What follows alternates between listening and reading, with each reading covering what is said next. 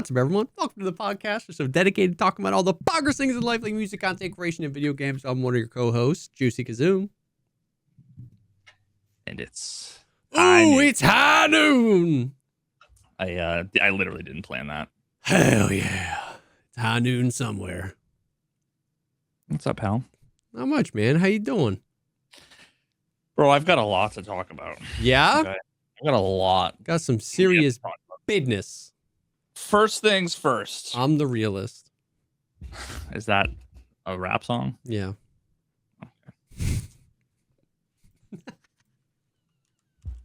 Well, second thing.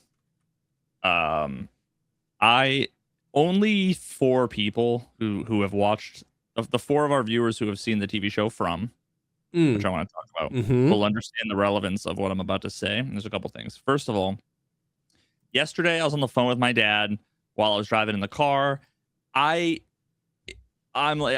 so cringy to go through a drive-through while on the phone. It is. So I just pull into the fucking parking space and just like wait. And I was going to actually pick up a prescription at the local pharmacy. Okay. On the phone with my dad. And as I'm sitting there, zoned out talking to my dad, okay, what I hear all of a sudden is I turn my head and there's an old man looking at my window like this. Tapped on my window. I'm like, and I've been binge watching From. Nah. So there's an old man with a smile tapping on my window. I'm like, oh, I'm about to get my face eaten. Nah. Like, my gut reaction was like, oh, Jesus Christ. Yeah. They're like, why don't you let us in? Oh, God. And he said something like he wanted to ask me a question about my car, but it was just the funniest thing. Bro, that's terrifying. Ding, ding, ding, ding. Like, oh, God. And he was like pale and everything, too. And No. He was like in like the milkman costume. Dude. Second thing about that show, for those who don't know, there's a show called From on fucking MGM Plus. MGMT is what I think every time I see it. Nice. The band's better than the network. And it's for what the from the same creators as Lost, or writer or creator or something like that. Yeah. It's definitely, like you said, it's definitely no Lost. It's no Dark. Yeah. It's not Lost. So I'm like, I want to say 5 episodes into season 2. Okay. Yeah. And so, I will say, I think you had mentioned like the acting was like MGM plus level. To me, what stood out way more than the acting is the fucking writing, bro.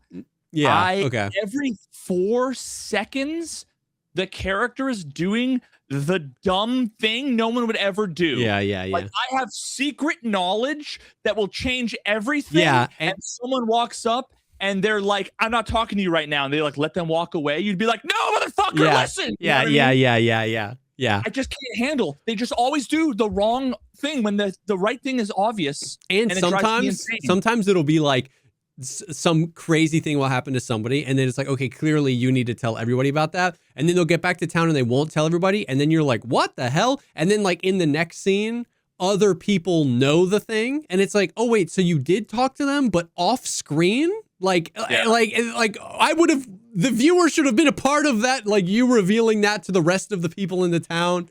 Yeah. You'll have like one of the characters will be like seeing things that aren't there. They'll be hallucinating, but they won't tell anyone because they're afraid of people thinking they're crazy.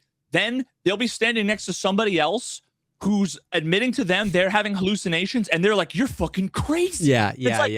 You're all what So it's that's something that like gets worse as the show goes on. Is the like in the first season, you kind of understand how like something fucked up happens to somebody and they don't want to tell anybody because they're like they don't want to seem crazy. By season 4, I want to be like, nothing's crazy. You've been here for 6 months. Like, just tell every time you see something, tell them. And it's like that it's like I'm in season 4 and I'm like, that excuse is like you're running out of like there's a total amount of times the writers can write, but I didn't want to seem crazy. And it's like, you're running out, dude. Like you're in the monster land. Tell everyone everything.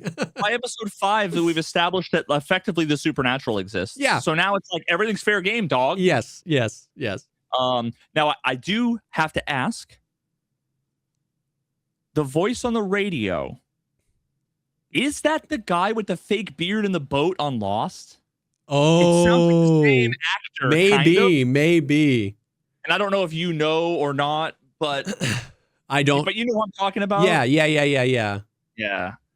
I'm like, that sounds like that guy. That's funny. Yeah. I could probably check like IMDb or whatever. Yeah, but yeah, that's the thing about the show is it's like it's like a C tier episode of television, but then the last 60 seconds of every episode is like A tier. So it brings the average up, and then you're always like, well, one more episode. Like, so it's been like, it's fit into that slot really well of like, it's not too stressful. It's not something that like you have to like pay attention to all the layers, but it's just something you want to keep throwing the episodes on. So, and it's 4 seasons in, so it's not like I have to watch one season and then wait 6 years for season 2, like Severance. You know what I mean? Yeah. So me and Meg have been enjoying it. We started dating, and like the first few months we were dating, we just spent a bunch of time like in our either like apartment or dorm room, just like watching Lost together. Yeah. Even though Meg slept through most of it, because the moment we like lie down to watch something, she falls asleep. Yep. But now she at least makes it 30 seconds after the like previously on Lost. Yeah. She's like, what happened in the last episode? She watches that and then falls asleep. So technically she's actually only like 1 episode behind. Yeah. Because then if tomorrow she, catches up, it's all good. Okay, so number 2. There's 3 things I want to talk about. Number 2 is, did we talk about the Twitter poll that I posted at all? We, on the PP on Monday, we talked about that you posted the poll without the poll. I kept trying to post it and it wasn't And working. then I saw that you posted the poll with the poll, and we haven't talked about that since. Yeah, so I figured out why it wasn't working. Okay. Here I am debugging Twitter's bugs that are like a year old. But if you use any like bold or italicizing, it won't post a poll. And I usually just bold or italicize. Now this is the thing too with like Twitter, is that like half the time you like, if you've got the fucking little check mark that you shamelessly pay for, you have the ability to like bold text, but like half the time it just doesn't show up. Yeah. But yeah, the moment you don't use that, it works. Interesting. Okay. Whatever fucking bug they have. Now, I posted the poll, and this was the poll was effectively saying, okay, I've heard multiple ways. I didn't even know there was another way until recently. Now I can't stop hearing it. Which is your preferred, or common thing? Is it all of a sudden or all the sudden? Because I think I started to notice you say all of a sudden. And ever since then, now I hear like everybody say that. Yeah. Is that the poll that you saw? Yes. Okay. That poll, I almost immediately took down because I got 5 replies instantly saying the third option. There's a third option. There's a third option.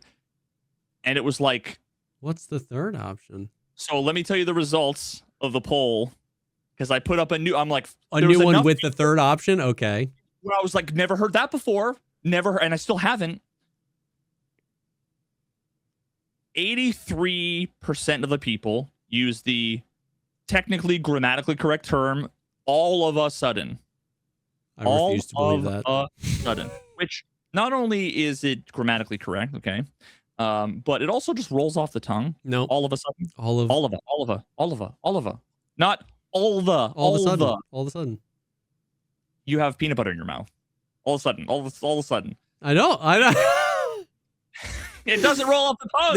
It's unique New York. All of a sudden. New York. My mommy made me mash my M&Ms. Sally sells seashells by the seashore. So all of a sudden was 3%. 13% was all of the sudden, Which is sudden. Oh yeah, that's too many words. Now say that all of a sudden. That's all of a sudden, the peanut butter one. All of the sudden. All of this, I've never heard it, but 4 times the amount of people say all of the sudden, and I've never heard it before. Now, luckily, the vast majority of people have it right. All of a sudden, nah, y'all crazy for that. All of the sudden.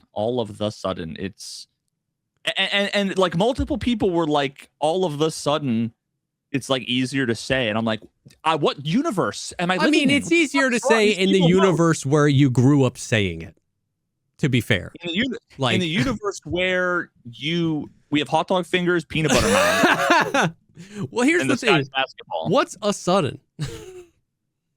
I rage baited somebody in my chat earlier. We were talking about this earlier in chat, and I think he was new, and I think I made him leave the chat. I was just trolling. Like, I was truly just trolling because I knew that after talking to you, all of a sudden is correct. But yeah. I just like chose violence, and I think he got really mad. Anyways, because I was like, what's a sudden? Because like it's like a sudden moment in time. Okay, a sudden. I just asked ChatGPT. I'm like, what's the origin of all of a sudden? It seems weirdly formatted. Bad question, but like, and like 2 paragraphs down, it said, quote unquote, a sudden itself used to function more naturally as a noun, meaning something like a sudden occurrence, an abrupt event. Like, oh, it's a sudden. Yeah, okay. So of a sudden roughly meant like a suddenly. Sudden occurrence. Yeah. Oh, suddenly. Yeah. There you go. But I'm talking about the sudden occurrence that we're discussing. Yeah, but all of the suddens. Obviously, I'm using plural. I'm talking about many moments. All of the suddens. All them. All of them suddens. All them. Yo, true. Actually, you might be onto something, dude. All them suddens. I've heard it both ways. So, finally, I found a video. This with a guy. Okay. He is my like spirit animal. Okay. He made a YouTube channel. Okay. Called Baskin, or at Stevie Robbins? Baskin. Almost, except without the Robins. Okay. And 4 months ago, released his first video. 5 hours long. Damn. I'm like, okay. And he has been on a few different like podcasts afterwards and a few different interviews, but he introduced me to like a concept, a thing that it's almost definitely will be a major part of some future video. Because this is kind of some next level shit. Okay. The name of the video was called Meta Deception: The Truth About Oz Perlman. Do you know who Oz Perlman is? I don't. So now he made this video 4 months ago. He is a mentalist. One of the most famous. We were talking about this. Okay. You'd probably recognize him if you saw him. How do you spell his first name? Oz? Just OZ. Like Oz. Oh. Okay. Now, he's giving off some like Patrick Bateman vibes. Okay, I see it. Now what's kind of crazy is, so that video came out 4 months ago with him talking about Oz Perlman. And as a weird coincidental thing, kind of tangentially related, a month ago, do you recall there was the White House Correspondents' Dinner with like the crazy guy that ran in? Yes. Did you see any footage, the video, not of the crazy guy, but of like the ballroom or whatever? A little bit. Did you see like the zoom in on like, you know, Trump and Melania at the table and like probably hearing what's going on? Well, at that very moment, if you watch the video, you'll see Oz Perlman with a piece of paper revealing some mentalist trick bullshit to Trump and Melania. He was mentalizing Trump at the moment. Like, his bit. Yeah, he like the shots went off and he like backed up. But you can see him in the video. He's doing his mentalism. Yeah. Where he's like revealing, they're like the name of someone's baby or something. Yeah.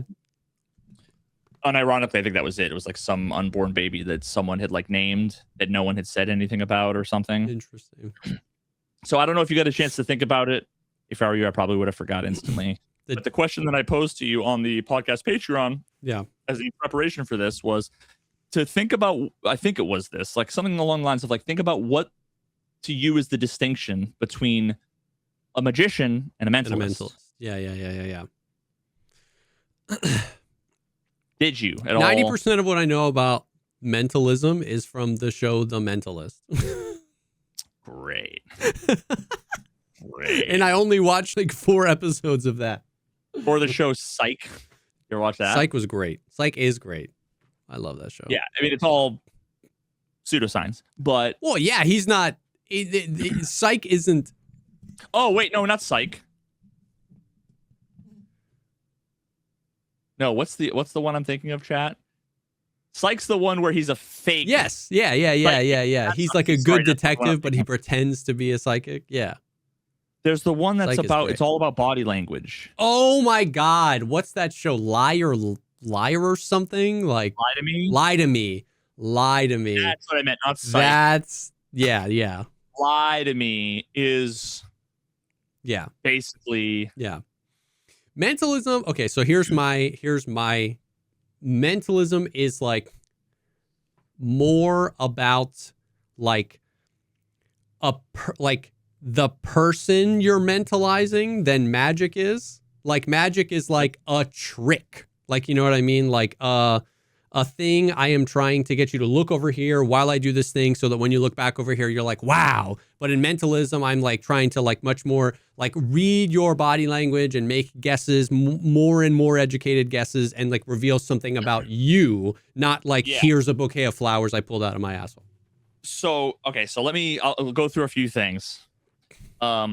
This guy, Oz Perlman, and just for reference, the video I referenced from that guy, Stevie Baskin, who I want to interview, like maybe at some point we'd have him on the show. Like, I don't know. He's like my new favorite spirit animal, this guy. It's a 5-hour debunk. Yeah. Okay. With like a reverence and a respect for like the skill, while also having like a very fair but honest criticism of Oz Perlman. But so the way that Oz describes himself, and I'm loosely paraphrasing, but he's like, people, what I do, people might think that I like read minds. Obviously, I can't read minds. What I do is a learnable skill that anyone can do. Mm-hmm. And he basically says, like, I've learned how to reverse engineer the mind.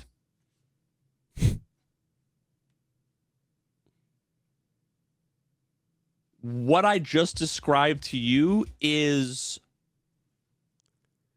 the reason why Stevie Baskin's video was called Meta Deception. Okay. And it'll make a little bit more sense when I ask a couple more questions. If I was a magician, okay, Mm-hmm. I was like, opening for Penn and Teller, or whatever on, whatever I was doing, right? I was just a magician like all the other magicians. And I had you sit down, maybe at like the table in front of me, and I had, one of those bicycle playing card decks, sealed, brand new, and I put the deck in front of you, and there were, let's say there were like 2 or 3 people, all randomly chosen from the audience, okay? And I said, okay, you open the pack of cards, and I'm not going to touch them, okay? Fan them out on the table, and the guy next to you chooses a random number between, 1 and 52. Yeah. The next guy will choose another random number, right? They'll write those numbers down on a piece of paper. Then you take the pieces of paper and you subtract A from B. Yep. And then you count 1, 2, 3, 4, whatever that number is to like that the card in the deck. And you each of the guys next to you, they took a half, shuffled it, put the half of the cards together. Okay. Yeah. I didn't touch anything. And then I said 3 of clubs.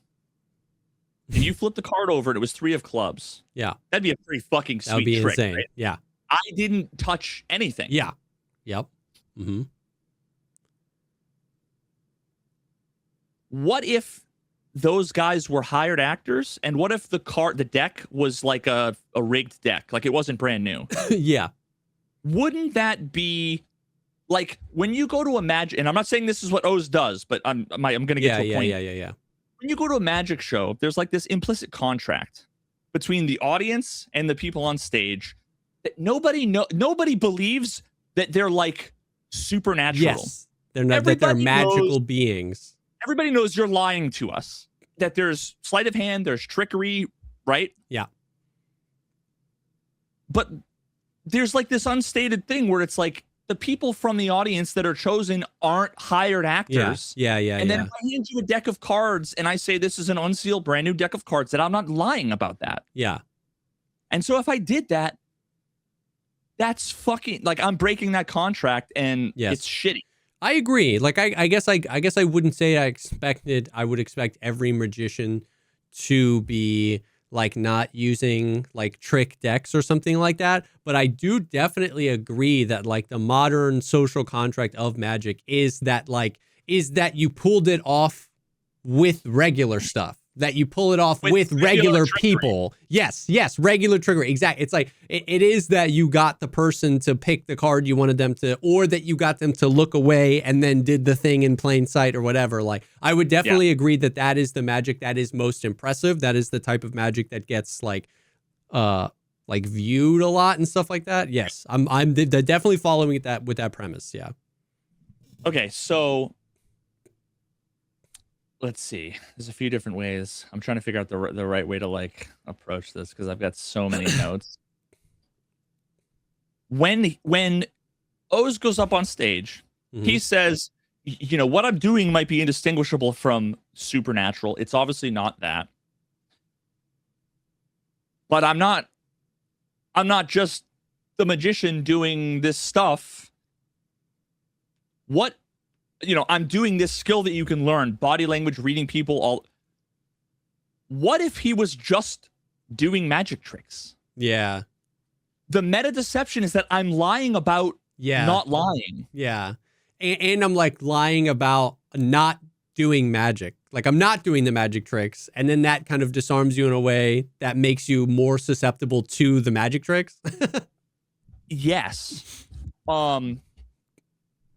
But also, there's a couple different combinations of things that he does, some of which is like genuine skill and impressive.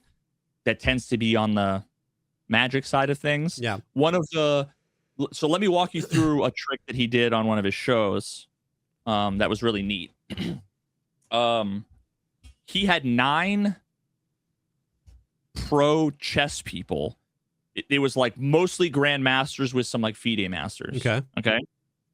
And set up their tables all in a little grid, each of them sitting at the table with an empty chair on the other side. And let's see, was that the whole setup? Yes. Okay. Now, you know enough now about like chess to know that like he's like, I barely play chess. I'm not very good at chess. You know that there's as close to a 0% chance as you can get. Yeah. You would have any chance of beating a grandmaster. Yeah. So there was also somebody there who had been mailed and sorry. I do need to clarify this. There's like a British version of this guy. I forget his name. Okay. That this wasn't Oz Perlman. But it was a mentalist. It's a mentalist. He's the British version. Yeah, thank you for clarifying, TOS. This wasn't Oz Perlman. It was someone will tell me his name. Snows Perlman. Yeah. So there was someone who had been mailed a sealed, triple sealed envelope like a month before. Okay. With a prediction in it. Darren Brown. Thank you. And that guy was holding on to the sealed envelope prediction, the whole time. What he did, he went and he played one move against each person, kind of like doing that whole thing. Yep. Now, by the end, and he played a bunch of games, like multiple games against each. Oh, okay. He was either like winning or tying. He had like a winning record. Okay. Yeah. Like doing draws, wins with a few losses. Yeah. But overall, a winning record. And then at the end, he walked up and he wrote on like a whiteboard, I want to say like a 9-digit number.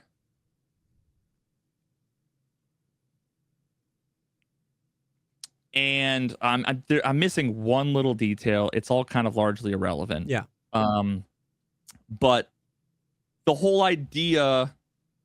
Whoa. So what the number he wrote ended up being the number of pieces left on each opponent's board. Okay. At the end of all of the games. Which is like either you win or their draw or whatever. So then after all of that, it's already crazy enough that he beat Grandmasters of chess. Any of these people at all or drew any of them, right? So then at the end, they go over, take the envelope, and in it is a long-ass piece of paper with that 9-digit number that correctly matched the pieces left on all the boards. The pieces left on the board. Okay.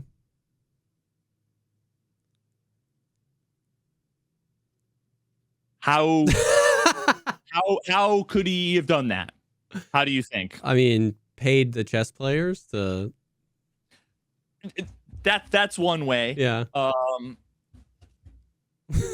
of the chess players were in on it. I'm like 99% sure I know how this trick was done. Okay. Anal beads. Probably not far off. Yeah, it's the go-to for chess cheating. So here's the thing. At the end, he does this thing where he says, I'm going to tell you how I did it. Mm-hmm. Magic. and he tells you, I want to say like 50% of it. Okay. But that's the problem is that like if you say this is how I did it, it's not really the whole thing. Yeah. And then and I thought about it for a while. I ended up figuring this out while I was like paused talking to chat, like trying to figure out how he could have done it. Because I was convinced he was cheating in some way. Yeah. There's no way he would have been able to win. So I know he wasn't playing himself. Well, what he said was there was 9 grandmasters. So what he did was effectively imagine taking them and pairing them off. Uh-huh. And he'd go over to one table and he'd move or he'd have his opponent move the white piece. Or I don't know if he'd have to. He copied the moves from one. He would just copy the move and from he was one playing them against each other. So it was Grandmaster versus Grandmaster versus Grandmaster. So he would have had to stagger who started. Like he couldn't have started every game. Just alternate. Yeah. And then he just So that's funny. That's genuinely brilliant. Yeah. But he then said, "Oh, but then the last guy, because there were 9. Yeah. The last guy was the weakest of them all. Still, no chance he could have beaten him. I could play. I've played 15,000 games, and I wouldn't have a chance of beating this guy, right? Yeah. He's like, I just had to get good at chess, which is bullshit. Just like, He's just like, he was the weakest, so I just had to, get good enough. I just play better. Yeah. Okay. Which was not, so that's why I'm like, he was cheating. And there's a million ways someone could cheat. Okay. But then there's the whole prediction thing. Yeah. Well, what I will say is that when the guy goes to take the piece of paper out of the thing, the guy holding the envelope, it's like this crinkled up accordion folded thing. Yeah.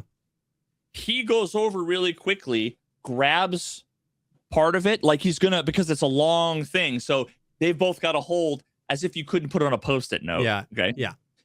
And he like grabs it and then kind of like does this and hands the guy the other side. Yeah. So I think what he did was just, all he needed to do was after the fact, look at the board and go 7, 9, 8. And just how it's not that hard to be able to memorize an 8-digit number. No.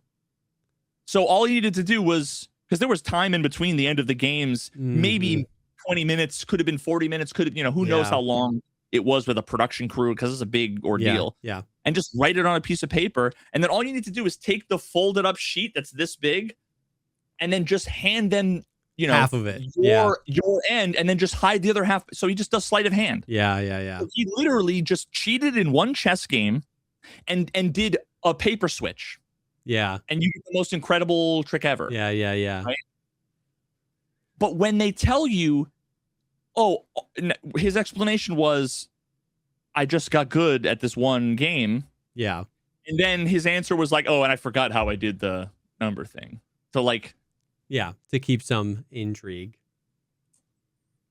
But so there's this whole ethical and possibly legal thing involved with this whole thing, because what this guy does, and he goes on podcasts, talks to all these. He was on Rogan. He told the Oz Perlman guy. Yeah. Okay. So he told Rogan his debit card PIN number, and it was correct.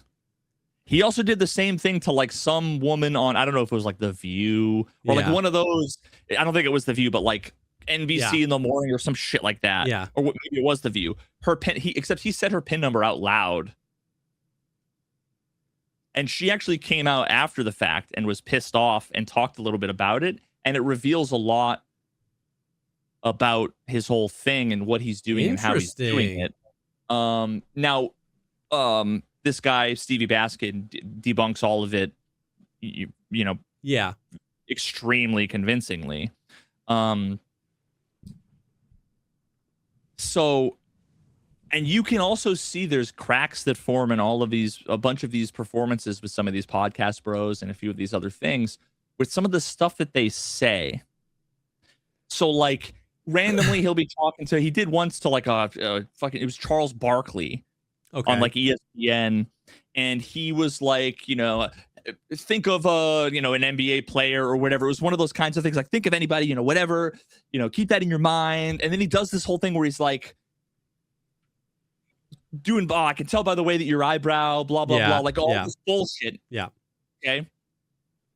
And then he's like, you've got 2 in your head, right? There's 2 in your head. Okay. Lock in on one of them, blah, blah, blah. And he's like, all right, think about how many letters are in their last name. And Barkley was like, okay, I've got that number in my head. And then he says, okay, actually, wait, switch it. Choose the other one you were thinking of. And he's like, okay. And then there's somebody with an envelope that was mailed, it's fucking, I don't know who it was, one of the other hosts. And he ends up saying the guy's name, and he didn't touch the envelope at all, actually. Yeah. Say the other guy's name, and it was the correct prediction. Okay. And at one point, Charles Barkley when he's like, you got 2 in your head? He's like, yeah, the 2 we were talking about before. And he kind of cuts him off. He's like, yeah, whatever first comes to your mind. 98% of what Oz does is backstage pre-prep using a bunch of different things. Yeah. One of which, and I'm just going to like tell you some of the things, and you can watch this guy's video in 5 hours. It explains it all. Imagine a Post-it note, like a Post-it note pad. Mm-hmm. Imagine one that was indistinguishable from a normal Post-it notepad, except when you wrote on it, it would just go to Bluetooth in my phone. I would be able to see it from across the room. So you write a thing down, put it in your pocket. I'm not going to see it, except I just have what you wrote. Yeah. One of the other things he does is, so the calculator app is one of the popular tools. So what he'll have them do is, and he's done some of these, he does pre-work beforehand. He's done a few of them in front of people, and you can see exactly what happens. He's like, open up your calculator. He's like, let me see your phone. They hand him the phone and he goes, okay. So now, and he hands it to them. Uh-huh. And then he's like, it might be 5 people on his podcast panel. And he's like, your birthday, your blah, blah, blah, a random number, the house you grew up on, something, something, something. And the last person he'll say, enter, I don't know, random, your ATM pin, and then such and such a thing. Yep. And what he enters is like a sequence of things that basically make it so that, like, I don't remember the details, but it's just a gimmick so that, like, you'll always get, like, the starting number, that kind of thing. Yes. Yeah. One of those calculator tricks. And then also, there's a feature that most people don't know about. Oh, the history. The history. So now I've got your pin is the 17th thing you put in. Yeah. But if you do that an hour ago backstage and you're just shooting the shit, you're like, who would know my pin? Yeah. And it was on my phone. It's not like I gave it to the O's Perlman. I didn't write it in his phone. Yeah. Yep. But all he's got to do is take a look at it, hit the button, and whatever. So that's another one of the things he does. Yeah. And there's also another thing that he does where there was an app that they've since kind of, I don't even think you can use it anymore. And it was also a website too, where basically you would go to this website that you could type in pretty easily, and it's just Google. It just looks like Google. It's just a wrapper around Google that when someone types into the search bar and hits enter on your phone, my phone has an app that's like listening for like any incoming queries to that website, because the website just gets the thing and just instantly sends it to Google and reroutes it to your page. So it looks like you Googled something, except now I have the information. Yeah. So he's just fucking getting you to like write down the information beforehand using cheap gimmicks. Yeah. And then pretends as if he's doing all of these learnable body language. He sells a book that's basically like, I can show you how to get raises from your bosses and interpersonal relationships. It's all fucking, it's a scam, dude. Interesting. Like, doesn't that sound really fucking sketchy and unethical? If you're doing magic tricks with cheap gimmicks and playing it off like you know how to read people. Yeah. When 1% of what you do is reading people, and arguably one of the best examples of that was, remember how he told Charles Barkley to think of how many letters are in the name? The 2 people who he chose backstage earlier was someone with like a 4-letter name or like a 9-letter name. But like if it was like Tomlinson and Paul are the 2 names, if they're like, think of how many letters, and they go, okay, it's 4. Yeah. So because the prediction was Tomlinson and he answered quickly, he said switch. Yeah. But if he had been like, okay, yeah. He would have said okay, and he wouldn't have switched. Yeah. That's the most reading people he does. Yeah. But now legally, he can claim, well, I read people, and he's like half truth. It's like, that's so weird. But like now I'm fascinated in this whole mentalism world and how I'm like, oh, like mentalists, like no one would have a problem with it if they just said I'm a fucking magician. Yeah, pretty much. But it's when you say I'm not a magician, like I'm not doing tricks, I'm using skills. Yeah. That's the meta deception. You're lying about lying. That's interesting. I really, you should send me the video because I want to watch it. I really haven't seen much about like mentalists versus magicians. That's interesting. I didn't realize that this guy was like so popular to be on like Joe Rogan and The View and stuff like that. Like, no, yeah, I guess. I mean, and there are like some people with like there are some huge names in this space. The like book selling is definitely like turbo scam. Like, yeah, because like these guys are like gurus, right? It's like Tony Robbins-esque thing where it's like, and what he says was, I'm not going to teach you how to like, tell people the name of their first crush or, their ATM pin number. Like, that's not useful to you. I'm going to give you real life practical. So he's like, so I'm not going to tell you what I do on stage. Yeah. I'm going to just give you some life advice, irrelevant to everything. Be confident. under the guise of, look at what I do on stage. Isn't it fucking incredible? Yeah, that's. Oh. I'm like all in on this. I'm like, so interested. Yeah. That is. Yeah, there's something because it's like I'm trying to think of an example. It's like right now, like if you like vibe coded a website and you were like, look at this website I vibe coded and it was cool. You were like, okay, cool. But if you said, here's my website, I didn't vibe code it. Do you want my course on how to make it? And then it's just like that extra layer of like, you lied about the thing to make me think, and then you're like selling me on a thing. It's like, just say, it's not a one-to-one, but you know what I mean? It's like, no, a better would be, let me teach you how to make a website. I'm sick of all of these people who are vibe coding using ChatGPT to make there's websites. Like an implicit, implied, but there's an implication that you didn't, and it's like a double implication because not only are you sick of it, but I'm going to teach you how to do it. Mm-hmm. But I don't actually know. Yeah, I don't actually know. Yeah, that's. And what the course was go to school and get a degree in of like course. how to apply to college. That's how you get it, right? Yeah, 100%. So now I'm like, that's interesting. To see all how many people and fucking famous people get duped by this stuff. It's just more of the same. Like, they're just charlatans. They're just, and what Stevie Baskin was like. It wasn't until like I saw this guy's videos, knew what he was doing. Because he's like an amateur magician. He's like, but then I would read the comments, and one of the comments was like, how does this guy just like go on Rogan and like tell him his pin? Like, how could he possibly do that? Like, I want to know how he does it. That's crazy. Yeah. And one of the responses are along the lines of like, what do you mean explain? He already did. Body language, subconscious tells, subliminal influences. It's like, that's the person who's been meta deceived. Yeah, for sure. And it was wild because when I was watching the that British guy,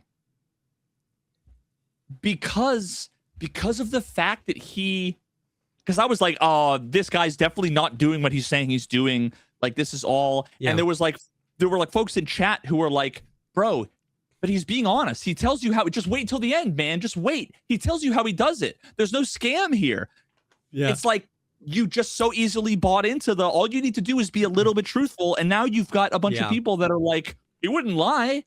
And like a really important part of that narrative is, it's like mentalists, like, I don't know much about this stuff. This isn't a hard belief, but it's like, I see this in other areas where it's like mentalists need magicians because if I say, you need the contrast. Yes.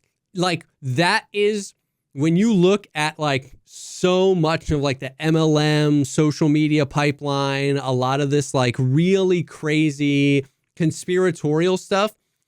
It's so much more believable, not to me, but to people. You can package and sell an idea so much faster by saying, I'm not the one lying to you like these guys are.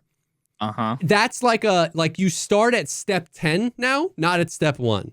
There is something psychologically. Now, I think we're starting to see that break away because so many people have been deceived, but that traditionally gets you so far. So to say, I'm not just doing magic up here. I'm not doing what they do. I'm doing something different. It's just like, why would he lie to me?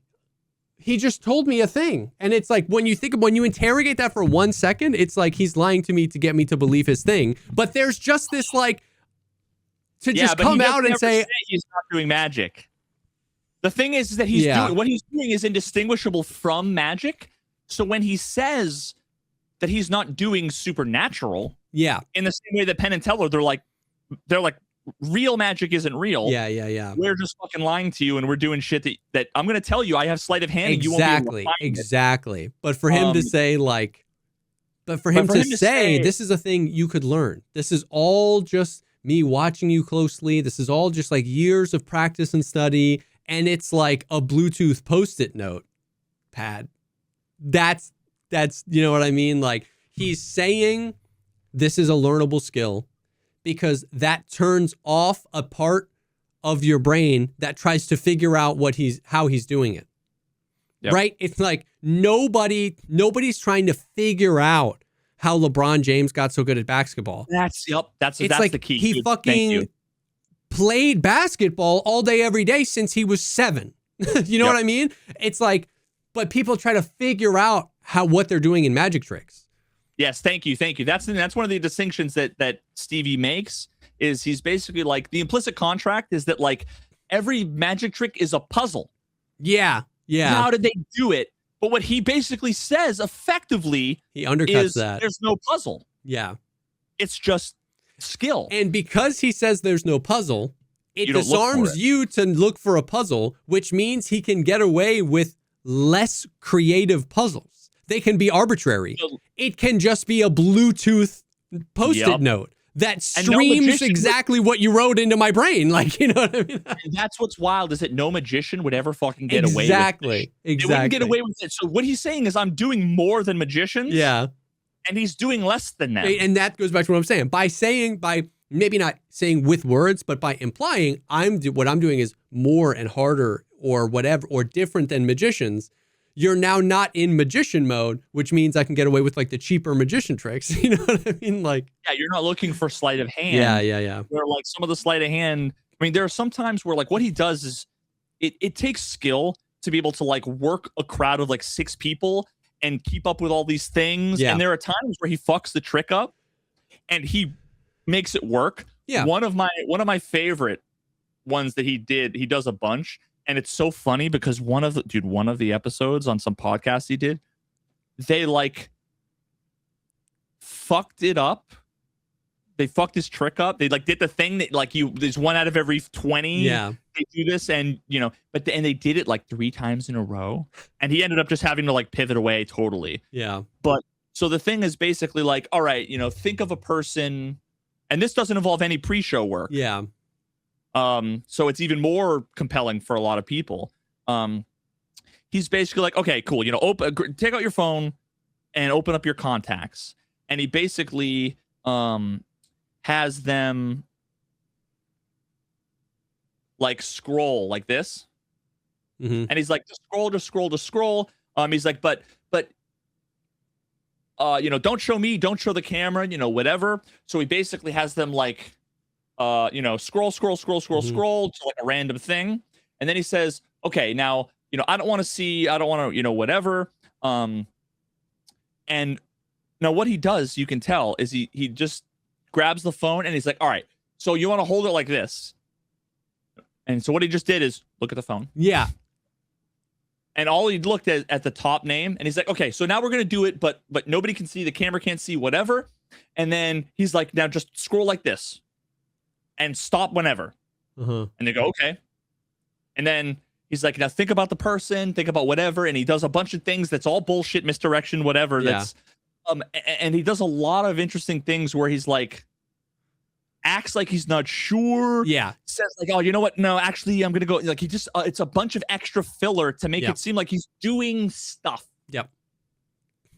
And then they're like, okay, now look at your phone and what the top contact, and he's already like written it down on like a whiteboard or chalkboard or whatever. And they go, oh shit, okay, sorry, the phone timed out. And then they unlock their phone and they say the name and they do the big reveal, and it was correct. Uh-huh. And the whole thing was that all of that stuff was filler as a cover for your phone locked, when what he did was when he looked at the name And then lock the when he phone. put the phone down, he locked it so they weren't scrolling anything. Yeah. Yeah. But what the person did was they would do that and then they would go, oh no, the phone locked, and they'd unlock it and then start scrolling, and he'd be like, okay, blah blah, let's do this thing, and hand it to them, and they'd be like, oh no, the phone locked again. Fuck. Oh my God. And they did it like 3 times. Because they were thinking they were fucking the trick up. Yep. So they're like, I'm sorry, I think I must have locked it accidentally. Yep. Oh, dude, it was so funny. It was That's like brutal. 3 times. That's brutal. Yeah. Yeah. Then you know how much he flounders, right? Yeah. But again, if the whole thing's reading, and he's not like me, I could read minds. He's just like, I can read people. Yeah. I can't read minds. Yep. Anyway, so that's enough of that. It's just so interesting. That's so interesting. Damn. I guess, yeah, there's something about, that's how you can get me, is you can make a 5-hour video about someone who's like a lying scam artist. I put meta in the title, and I'm like, fuck, like, yeah, and it's one you've never heard anything about. One I've never heard anything It's like about. the perfect. Damn. And I think he's Australian, so he's got an Australian accent. Which makes it even better. I'm like, holy shit, talk dirty to me. Oh, and he's like, he doesn't have plans to like make any more videos. He's like, I just got sick of fucking seeing this, because he's like a lawyer.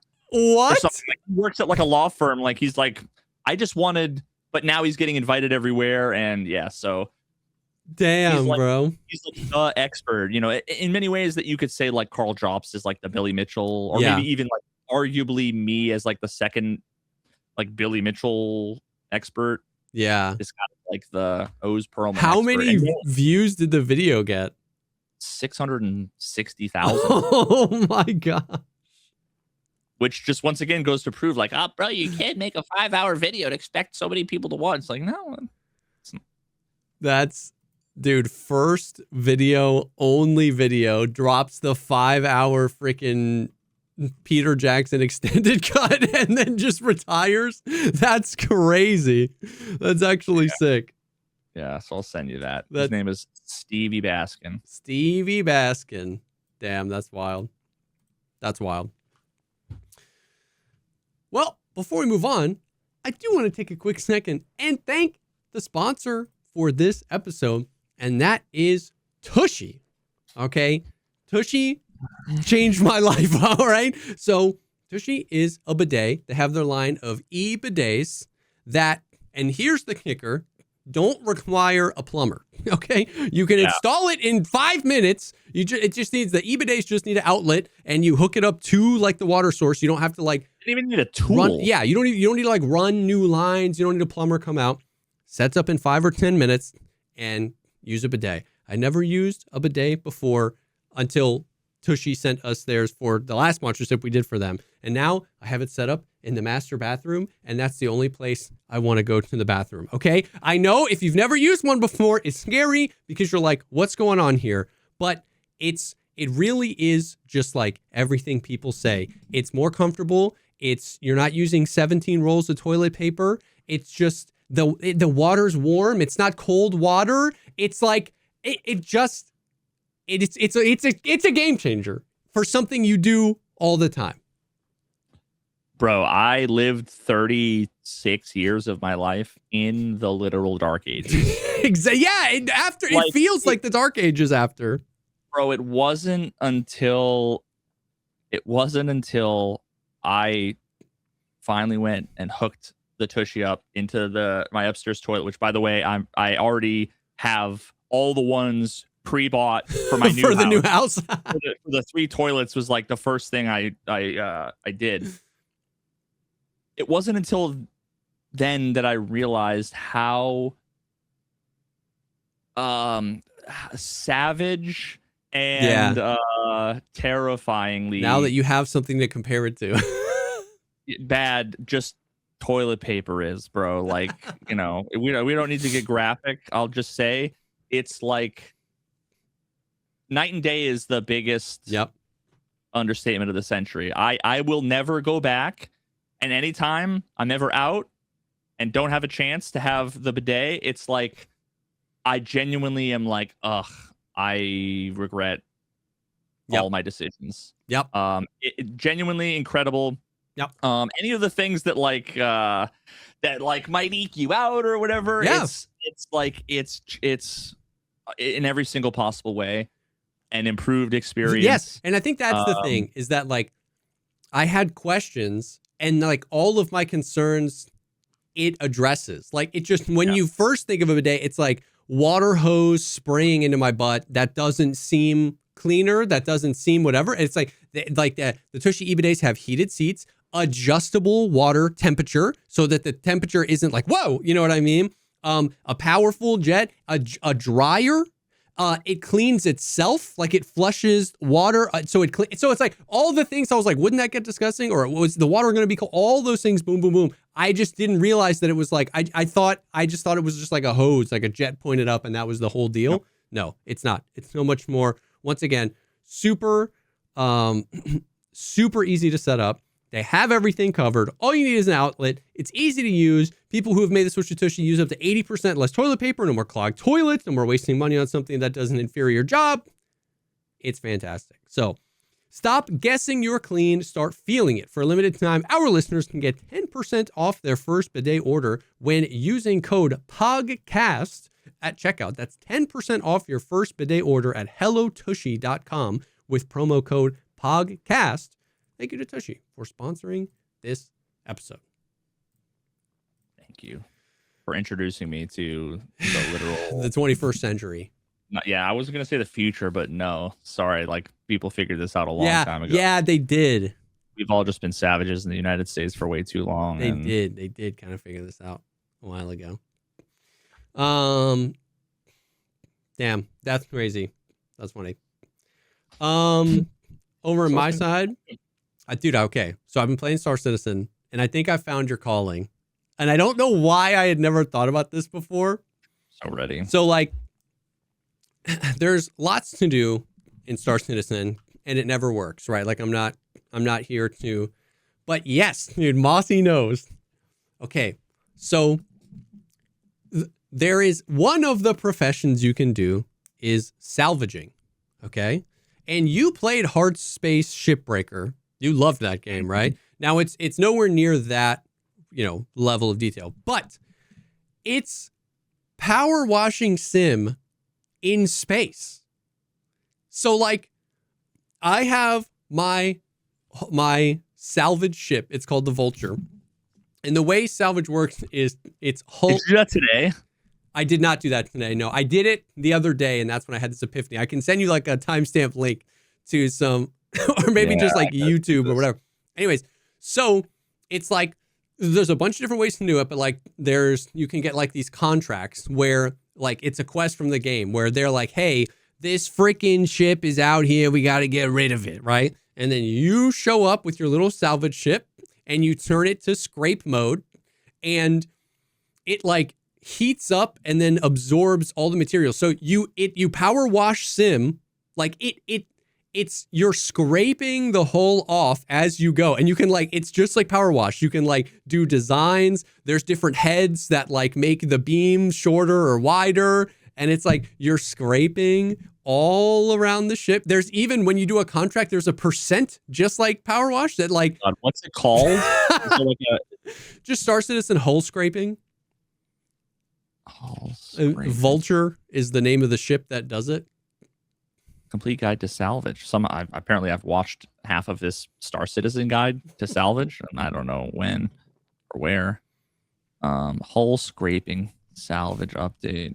So you scrape it off, and then if you want to, you pop out of your ship, and in 0G, you EVA over, and then you can pull all the components out of the ship. Oh, this thing's just melting steel. I don't think that's it. I mean, it kind of is because you melt it and then it, you absorb the material. So you are gaining your... Oh, so you're not... So you're like cleaning it. Imagine the steel is the dirt. So imagine the water pressure cutters, whatever they're called, the hydraulic. Someone help me. You guys know what I mean, right? The water just cuts steel. Yeah.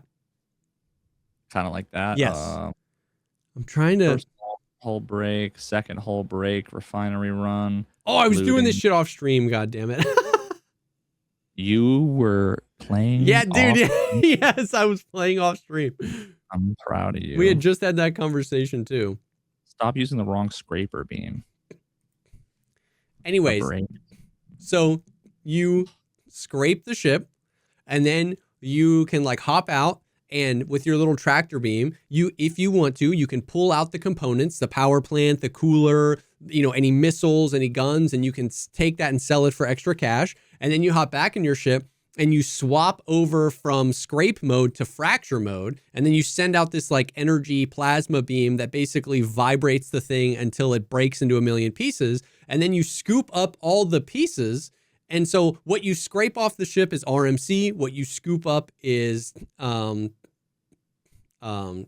construction materials. And then you can sell all that for a ton of money, or you can use it in crafting. And then you just take another contract. And bro, I was What's just like, you know what SCU is? You know what that is? That it is a unit of storage. So like I'm watching the video, dude. It's showing the fucking like scraping, and then the guy shows a graph of like SCU per minute. Yeah, well, like this is once again, dude. Speak in my language, which is power washing, and then graphs about efficiency. Oh my god.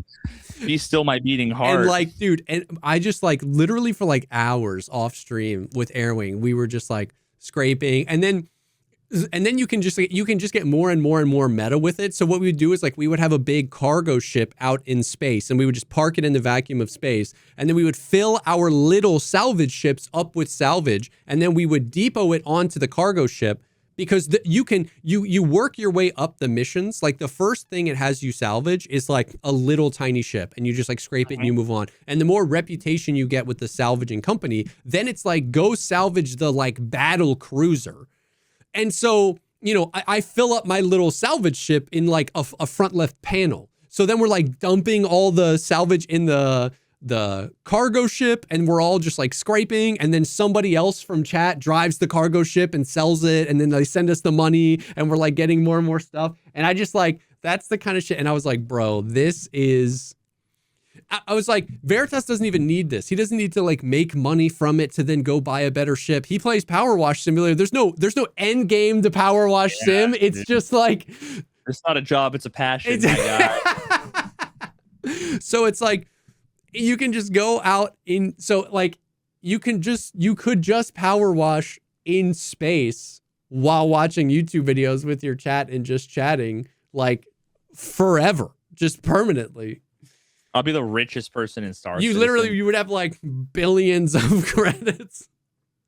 Oh my god. I mean, pay me a salary. I'll do it for you. You'd have all the money and all the resources. Eventually, you literally would like be able to sell that on the 1099 or whatever. On the my virtual 1099.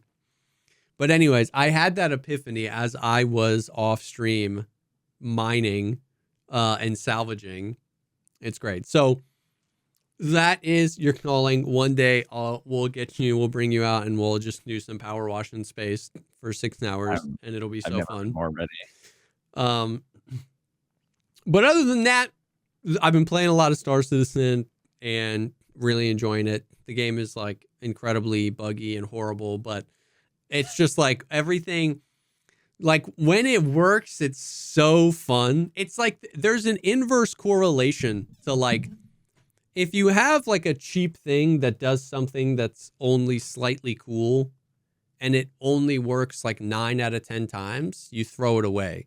But if you have something that like is unbelievably cool, like changes your life when it works, and it only works 10% of the time, you might still keep it around because of how cool it is. And that's Star Citizen to me. It's just like literally the other day, we spent 2.5 hours completing one mission. Okay. It was like this awesome, like theme park thing where you go here and you blow up these ships, and then you go over here and you get this thing, and then you got to go get this key, and then you hop out of your ship and you go FPS and you clear this thing. 2.5 hours. We got to the final boss with the final key to unlock the final room, and we kill him, and he just falls straight through the planet down into the floor. And we're like, okay, we can't do the thing. And you just have to start over. You just start over. Or like the other day, yesterday, we were trying to do Rock Breaker, and you have to go to this thing, and then you have to do this thing, and you have to find these things, and it's like all this stuff, and it's so cool. And then it was just like our ship disappeared, and we needed that to freaking mine. That was the whole point, is we brought the mining ship out because you do all this so you can get the minerals, and the ship disappeared, and you're just like, fuck. Like, it's a beta. It's an alpha, but it's just, I don't know. I've been gone long enough to be enthralled by it again. I mean, it's a joke. We talked last week about the whole like, oh yeah. So we talked last week about that new battle cruiser where I told you they were selling like the JPEG. So the price got announced between last week and this week. It's $6,000, United States dollars, to buy a promise that like sometime in the future, a spaceship will come into this video game and you will have it. You mean a fucking Federal Reserve of the United States Gregorian dollars? $6,000. And so they have their own like Reddit style website. It's called Spectrum. And that's how they like engage with a lot of like the community. There was downtime today for Star Citizen, so I went to Spectrum to like see if they had like a time. And in the general chat, the live general chat, it was just people like complaining and whining that they didn't get a chance to buy the $6,000 spaceship. Like they were like, "Fuck this game, fuck this company. I've spent so much money." Do you think they were these whales, or were they just the types of people that were bitching about like, Unheard Edition that hadn't paid attention to Tarkov in 15 years? I think it's 50-50.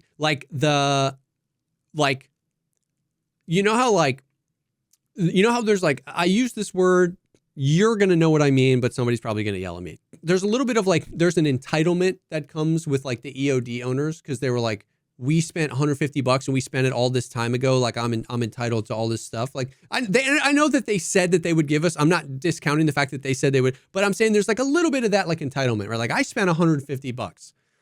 Yeah. Imagine you've spent $50,000. Scale that, right? So on a game that's less done. Yes. So like, I do think there were people in there trolling, like just being mad to be mad, but I think it's 50-50. I think there are whales who were like, I wasn't given the ability to give them $6,000 more. This company, I'm going to melt on my ships and I'm going to uninstall. And of course they never will. So it's like, it's bad. It's bad. But a criminal crime. I'm having so much fun, dude. Look, I got the flight sticks out. I'm out here ho-saucing. Yes, bro. I got the flight sticks out. I'm freaking mining. I'm flying around. I'm doing combat. I'm becoming an ace pilot on the sticks, doing bounty hunting missions. We're doing FPS stuff. Like, I'm having the time of my life. It's been fun. God damn. It's been fun. I mean, it's 40% fuck this game, 60% wow. Yeah. Wow. Oh shit, before I forget, that just reminded me. Did you see the recent fucking like F-15 or whatever crash? Plane? I didn't see it. I heard about it though. Bro, it was the most bizarre. Like, I thought it was AI. This is how cooked we are. Let me show you. Okay, this is exactly what it looked like. Okay. Now you're looking at like, I don't know, F-16s or some shit. I don't even know. I'm not, Drewski would be. Yeah. What you see is this.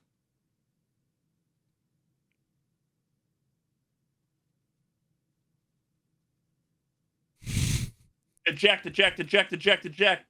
Explosion. They just went. Shh.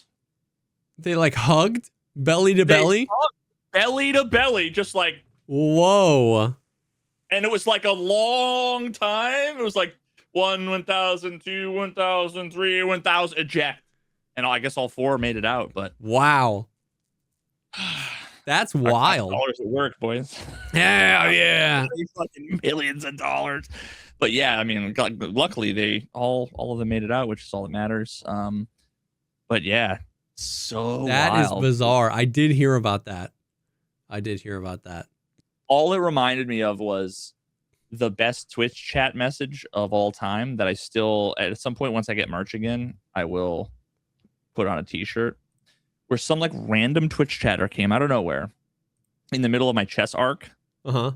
And it was like first time chatter. And their message was, why do the prawns always kiss at the start? Meaning, in chess, it's like, Oh. D6, Pawns? E6, Okay. the pawns. And so they just go, and then usually it's like they met. Why do the pawns always go right next to each other? But why do the prawns always kiss at the start? Is like the most like 4-year-old coded fucking infant maxing. Infant max. It's just like I just pictured him saying it with like a why do the pawns always Why do the pawns computer? Why do the pawns always kiss? Oh fuck! That's what I thought of when the planes went like this. I'm like, yo, why do the I just sent you a clip. Speaking of plane crashing, should I show it? Yeah. Okay. I mean, I don't know. It's probably not as funny, but I can't wait to be set up in my new place for this. Oh, so you just have it all. So just have it all ready to I don't rumble. Have to, Yeah. It's not like the slapdash. Oh god, do I need sound too? Yeah. Oh hell yeah, dog! Keep talking. Give me a second. gotta route some things. I mean, the clip isn't that funny. It's just it's the type of shenanigans in Star Citizen. Just when you were speaking of the planes crashing, it reminded me of this clip. Things can go 0 to 100 pretty quickly on this in this bitch. 0 to 100 pretty quickly. Oh, that's good. Just good. Everything's great. Nothing wrong. That's me. Did you hear it? I could. Okay. Oh, okay. Spoiler alert! I was like trying to hit the unmute button. Spoilers, everyone. Oh shit. I can't accept one either. Interesting.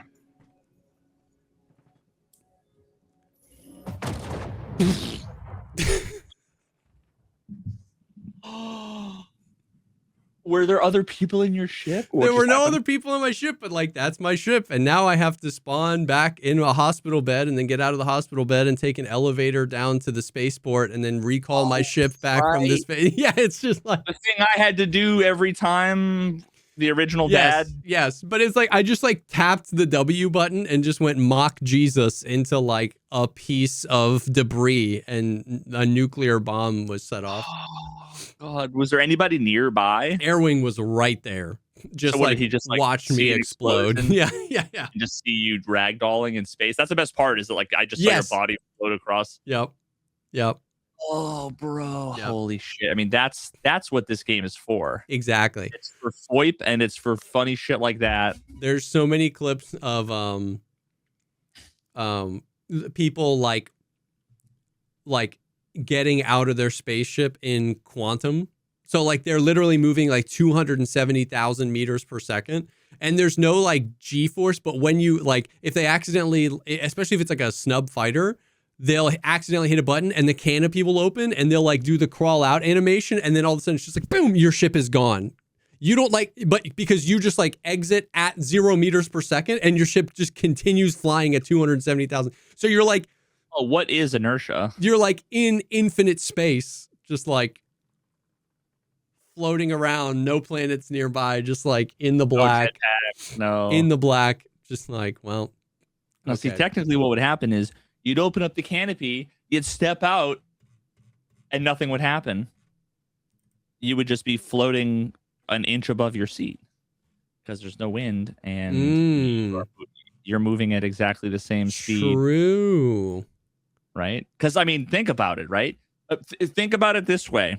This is the whole shit that I talk about with frames of reference and all that stuff. Imagine just like being like, let's say you're going to let's just say you leave Earth's orbit and you're floating out and you're just like seemingly sort of stationary, right? And you do like an EVA. You just open up the hatch and climb out like on the ISS. Yeah. Yeah, like the You're ISS never is moving moving. Yeah, yeah. You're not moving zero. You're fucking orbiting around the Earth or the sun or the fucking giant black hole at the center of our galaxy or the local cluster. You're moving. That's true. That's true. So you opening up the hatch at fucking near the speed of light would be like the ISS. They're going to change a bolt on the outside and they just, That is crazy to think about, but you're right. Yeah. Or just tell them like, hey, you forgot inertia. Yeah. Yeah, true. You forgot Newton's fucking second law or whichever one it is. I mean, they threw the realism out. There's sound in space too, but it's way cooler that way. It's cooler if there's sound in space.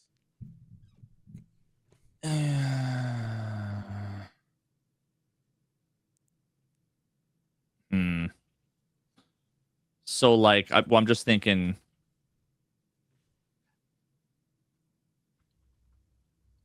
Sound in space. Okay, so now here's the whole this is the whole like immersion versus realism thing. If you're flying a third person, so you're seeing the back of the ship. Yeah. Would you expect that like the camera's outside the cockpit, so technically it would be silent? Yeah. But like nobody would. No, exactly. It's cooler to hear. Yeah, exactly. Like, you know what I mean? It's way cooler to hear that. 100%. No, that's why the best, I mean, as cliche as it is, the best part of fucking Interstellar is like there's like the little bits of nuance where you can hear. I remember seeing somebody comment on a video like, it's all great, but they forgot to like make it silent. Yeah. During this part, it's like he can hear himself breathing in his suit because there is an atmosphere there. Yeah. Like if there was someone outside screaming, you wouldn't hear them. And when they're floating through when it explodes and after they dock and they go in and at one point they're floating through, it's all you hear is like the breathing while they're going through and shit's just like sparking and whatever. And then you hear it like as it like repressurizes. But then when you're outside the ship, pure silence. Yeah. So yeah, you just gotta know what you're dealing with. You gotta pick your battles. Yeah. But yeah, so I've been having fun with it, man. It's just like it's my like I don't know how to like describe it.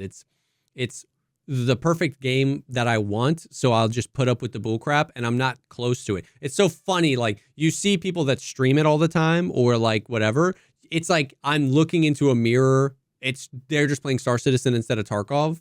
You know what I mean? It's like it makes me. Oh, they're so sick of it. Exactly. It's like I get so empathetic for how fun new people think Tarkov is when I play Star Citizen.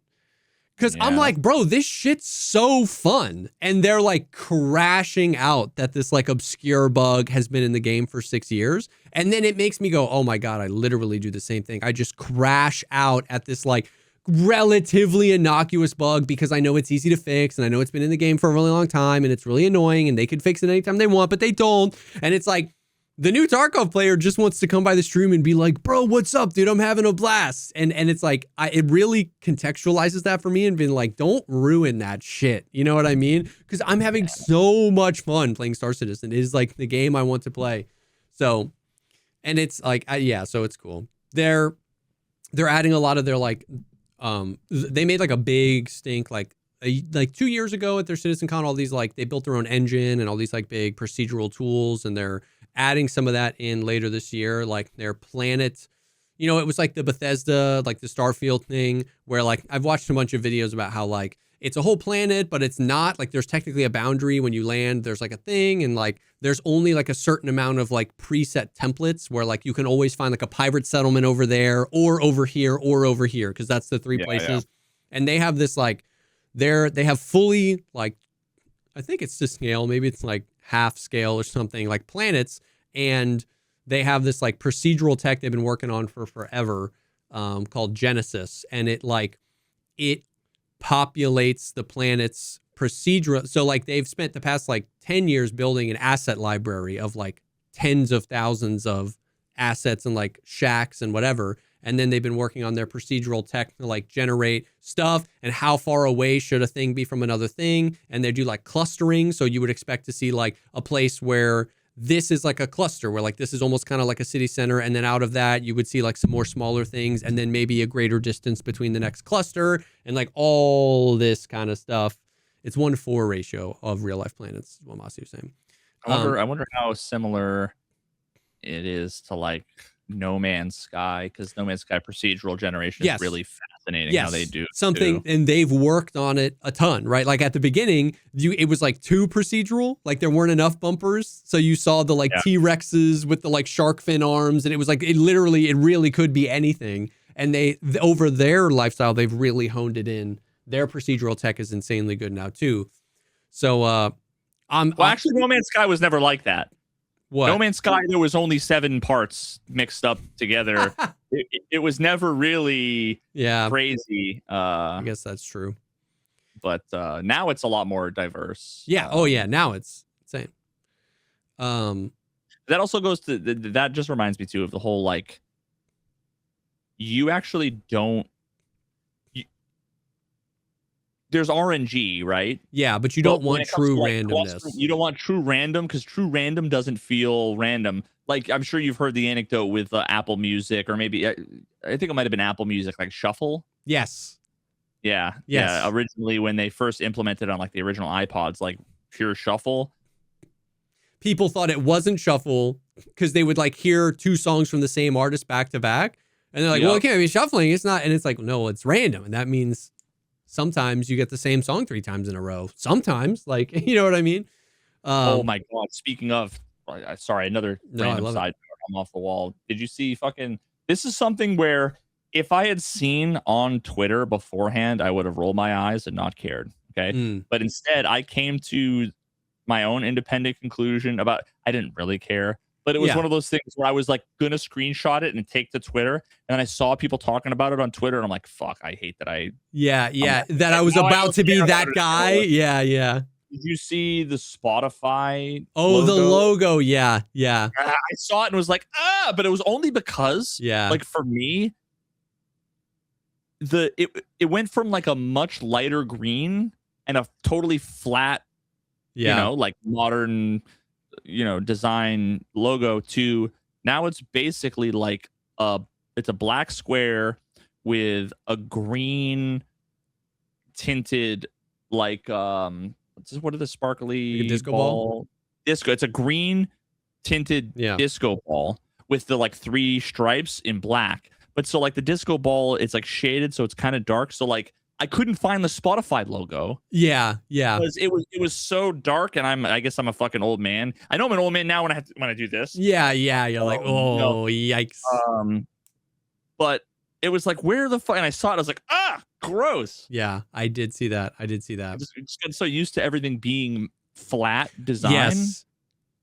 That now seeing it, I'm like, oh God, what is this fucking 2001? I agree that logo looks bad. But I also like just separately from that find that like I don't know that there's ever been a like big design shift to like apps that was like received well, because I think it's just a change thing. I think you just get so you. That's so true. Not even that. I'm talking like specifically like apps. Like I think our phone has become such a like ubiquitous thing. Yeah. Like that it just always like change. Like I this is like my hypothesis. Like changing like the icon of an app feels like somebody changing your driver's license picture. Like your phone home screen has become such an like internal part of your life. We're always like swiping and doing the thing that I just feel like there are no changes that people like. It just changes people get used to. Yeah, well, I mean, but here's the thing, though.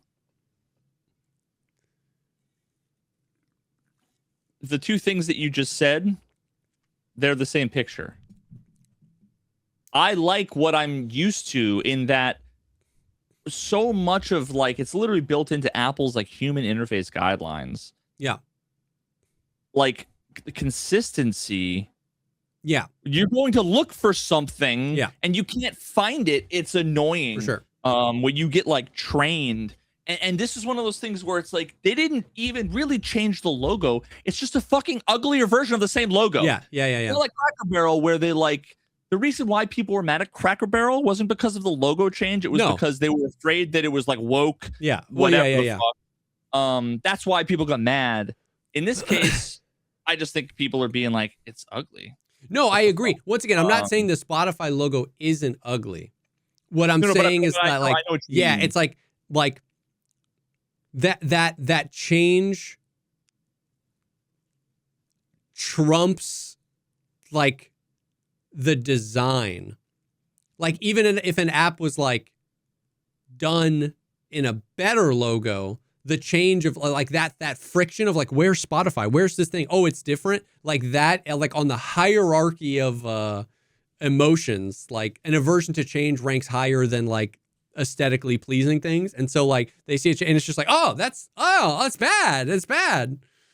So what I want to see though, I want to see an objectively better design. Mm-hmm.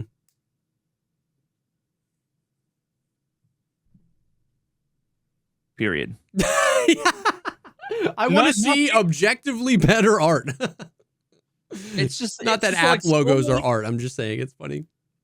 They are. How would you decide? How would you decide what's how many hours I've spent more time on app logos in my whole fucking life than I have on thumbnails, okay? And I made like 7 apps and like 700 videos. Yeah, true. And I'm only half kidding. But like, I don't know. I just can't think of like a changing of a logo that ever wasn't like a why. Yeah. Yeah. Now, show me one that's like objectively better. Well, I can show you one that was objectively better from the standpoint of like clean, modern branding, consistency across platforms in a mobile, web-based.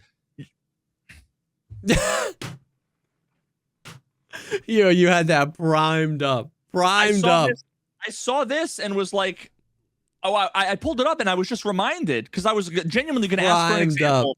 And when I looked at this, I was like, oh, this is when I saw this, I'm like, it's objectively better. Put this on a fucking app icon and this guy is 7 pixels. I know. And what I'm saying is that my guess is if that the old one was the app icon, the new one would like, people would hate it even separate from the like the woke thing. Well, basically that's what I'm saying is that like I think on a phone, I've just like they would say welcome to 2010 is what they would say if they went to the new one. Yeah. I've never seen like I've seen it used to be like Apple did their new like liquid glass thing. I fucking hate it. But it's because it's functionally worse. It's because it looks. So here's the thing. They went backwards. This is old Apple shit. Yeah, but everything is old something. Design goes round and round in a circle. Yeah, but it's whatever. What I'm saying is like whatever Apple was on before the liquid glass stuff, people used to be nostalgic for the old icons, like the OG Instagram icon, the OG YouTube icon. And now that we're on this, people are nostalgic for that. It's. No, but here's the thing: a lot of like those people are wrong. Objectively, I'll die on this hill. Okay, I'll die on this hill. Those people were wrong. When I bitch about things, I'm right. Okay, and they're wrong. So true. I didn't think about that. And once again. This is like my catchphrase at this point. I'm only half kidding. Yeah, liquid. Oh my god. I'm bitching about for different reasons. It's not because of, like nostalgia or because old is better. It's like this is worse and it serves no purpose. Yeah. You know what I'm saying? Yes. Like, if you want to inconvenience me, it better be fire as fuck. Basically, I agree with you. I'm not saying like I agree that there is like objectively worse and objectively better design. What I'm saying is that the average person, I wouldn't trust their opinion on objectively better or worse on anything related to their phone, because I think the aversion to change trumps everything else. That sentence was 4 words too long before the comma. You said, I wouldn't trust anybody. I wouldn't trust anyone's opinion. It should have just ended. Period. Okay, so this conversation where you were like, you were joking about how like everything I bitch about, I'm right about or whatever. Every week when I post the podcast, I like 10 minutes later, I refresh just to make sure it went live, because we have sponsors, and like if it doesn't go live on Sunday, that's a big deal. So more than my regular YouTube videos, I post it, I wait a couple minutes, I refresh it, I make sure it posted, there's a couple of views, there's a comment or two, and then I go, okay. Like 4 minutes after the episode went live, 10 minutes after the episode went live, just last week's podcast episode 301, there was a comment that just said Veritas sucks. but what was the best was the Butter Anvil, who's actually a YouTuber. I like watch some of his stuff, and I commented on his stuff, and he commented, and he was like, oh my God, I watch the podcast all the time. So I was like, oh, hell yeah. So Veritas sucks. And then by the time I got to it, just a few minutes after, it was Veritas sucks. And then the Butter Anvil replied, me pulling the middle handle on the soft serve machine going, chocolate sucks, I hate it. And I was just like, yes, like cinema, S tier, perfect response. Oh my God. I've like genuinely, I'm heartwarmed. Did a fellow YouTuber white knight for me? Yes. Me pulling solidarity, comrade. Dude, me pulling the middle handle on the soft serve machine saying chocolate sucks, I hate it was just such an S tier response. Oh, it's so good. Oh, that's great. That made me laugh out loud. Like that was Veritas sucks. You know what the best part is that it's like what it says is translate to English underneath. Yeah. Like, I wish when I clicked that it said it just changes to I suck. Yeah. Literally all the comments were like, shame he lives rent free in your head. It was so good. It was perfect. Yeah. Okay. There's I saw this random thing. This is like not related to anything we've been talking about. Did you happen to see or hear anything about the company GameStop over the past couple of weeks?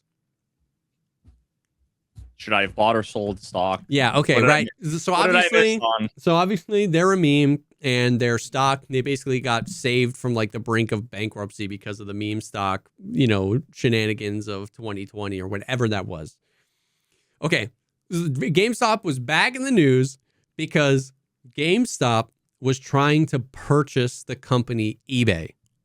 GameStop was trying... Sorry? GameStop... Not the other way around? Not the other way around. GameStop was trying to purchase eBay. Okay? And they said they were going to do half cash, half debt. Half cash, half fucking cartridges. Yeah. Yeah. Half used Wii Sports. Yeah. You guys take gay boy cards or no? Okay, so they were half cash, half loan. They were going to take our loan purchase. GameStop is valued at $11 billion. Still. Yeah. eBay is valued at over $40 billion. Huh. Half cash, half loan. So there's this clip that went viral of the CEO of GameStop being interviewed on like the news. And the guy was like, you're only worth $11 billion. So if you sold like half cash, half loan would be 20 million. Like 20 billion. Where are you going to get the other 20 billion? And he goes, we're going to do... Well, no, 9 billion. Yes. Assuming they have no debt. Yes. And he's like, we're going to do half cash, half... No, he goes, we'll see how it goes. And the guy was like, well, I mean, can you help me out with the math here? Like, even if you if you were completely liquid and had no debt, and you used your entire $10 or $11 billion valuation, plus if that's half, then the other half is another 10 billion. Like, where are you going to get the other like 18 or 19 billion? And he was like, assuming they're paying 41. Yeah. And he was like, half cash, half debt. And the news guy was like, but that doesn't add up. And the GameStop guy was like, I don't get what you don't get. We're going to do half cash, half debt. And the guy was just like, okay. Like the dude, the guy was he looking at their stock price being 22 USD and thinking that's just how many billions? How many billions, dude? It was I just was like, how, I don't know, like not was this like a news thing or was it on like Twitter? No, it was a news thing. Now I saw the clip get posted. Is it worth showing? I don't know. I mean, you can I'm sure you can try to find it and find like a 30-second version, but it was just like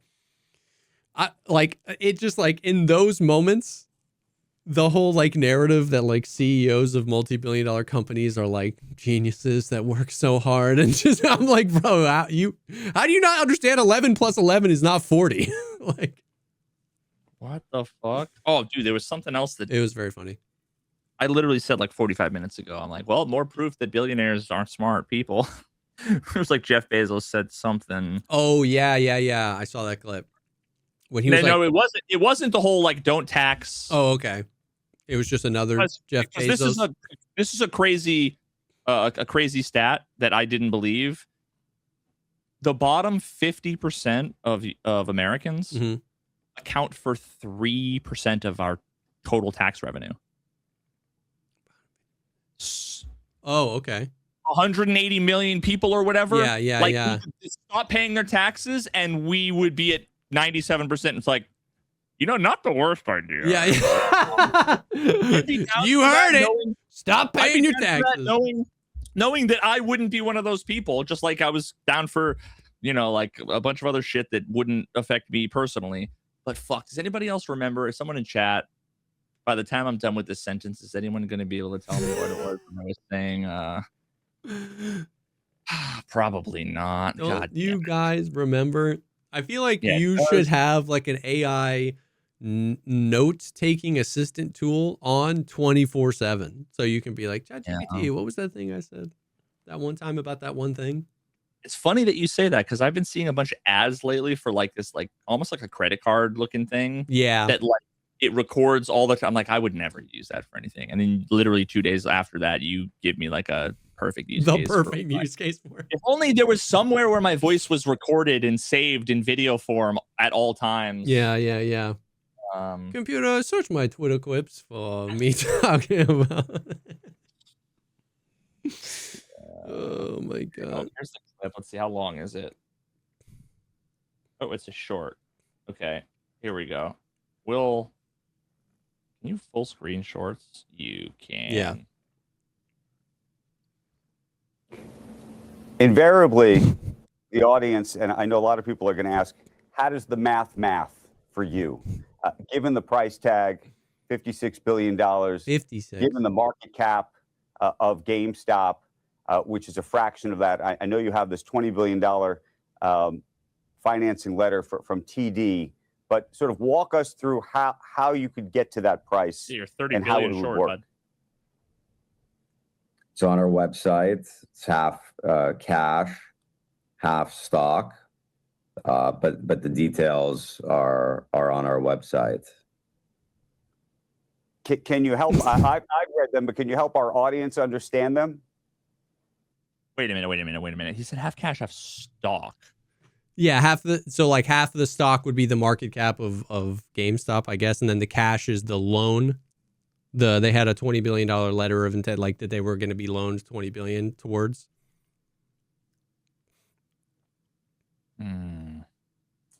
Okay, all right. I guess that makes sense. Yeah, it's like when I go to the car dealership, even if I'm getting a loan, like they're just giving me a cashier's check. Yeah, so you're paying cash. Yes.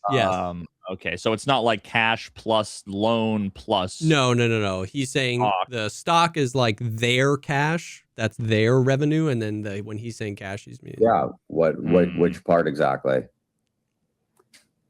Well, Basic arithmetic. I think we can start with the idea that the market cap of GameStop is, call it, $11 billion. You have $9 billion.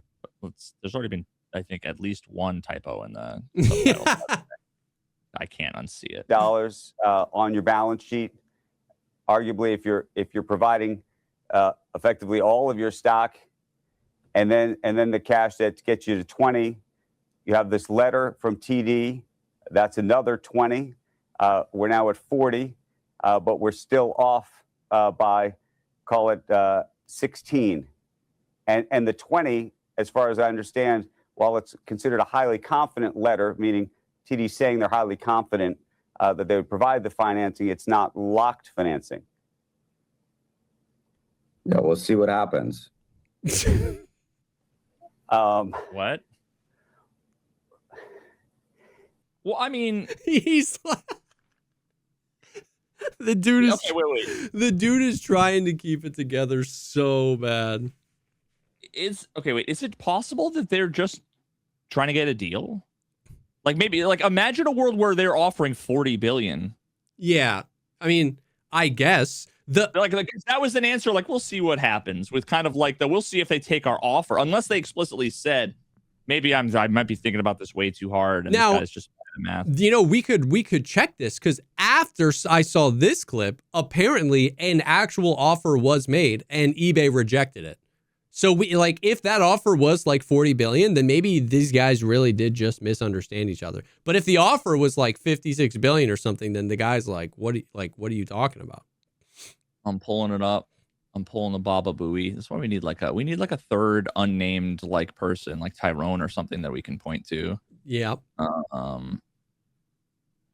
Let's see. eBay, blah blah blah. Yeah, okay. Well, let me. Does it go on? Oh, actually, we'll see him cringe for a second while I Google this. I understand that. I'm just trying to understand where the rest of the money would come from. It's half cash, half stock. I hear you. I'm just saying that math doesn't get you to the price that you're offering. So, Brian, that's a pretty straightforward question. I don't like, where's the rest of the money coming from? What? Andrew laid it out pretty clearly. I don't understand your question. We're offering half cash, half stock, and we have the ability to issue stock in order to get the deal done. But the full details of the offer are on our website. But you're on our air. We thought we'd get. What a dingus. But I don't understand your question. Like. Oh my God! Like, this motherfucker! Tell me he did not. He must have been the great grandson of Mr. GameStop.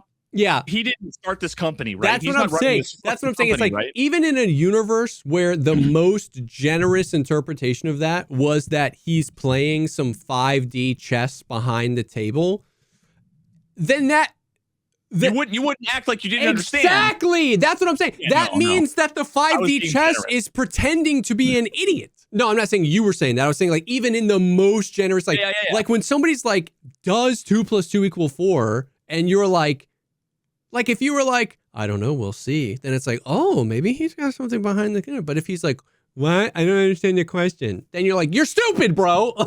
You're stupid. eBay chairman Paul Pressler said in a statement, "We have concluded that your proposal is neither credible nor attractive." Basically, you dumb as hell. Oh my God, bro. Just like, dude, I don't know. I just found that to be so funny.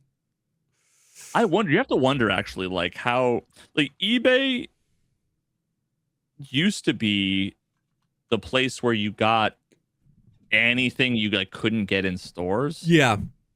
But now that I think about it, eBay just has to be like the modern like pawn shop kind of. Yep. Like it's only going to be used shit. Yep. You don't like nobody wants to buy like a t-shirt, like a brand new like a desk or something from eBay made so much more sense before like the modern online shopping. Like eBay made more sense when like you kind of only wanted to buy used stuff online because you wanted to buy like this specific thing that no store sold and some guy had it in his basement and he didn't know what he had and you got a great deal. But now that buying new things is like cheaper a lot of times and like just like super ubiquitous and all you have to do is blink at your phone and it pays and it sends it to the right shipping address. Like the past bunch of times I was on eBay, it was like scams, dude. Like half of the listing are scams. When you lift something, half of the buyers are scams. Like and there's so many. Back in the day, you'd search for a thing and there'd be 7 relevant results. Now there's 850,000. And it's always like the top 10 are just like sponsored.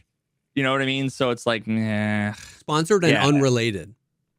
Yeah. So yeah, that's interesting. I'm gonna make a prediction right here and now. This is my Miss Cleo moment. Okay. First of all, I'm gonna say the kid's dead.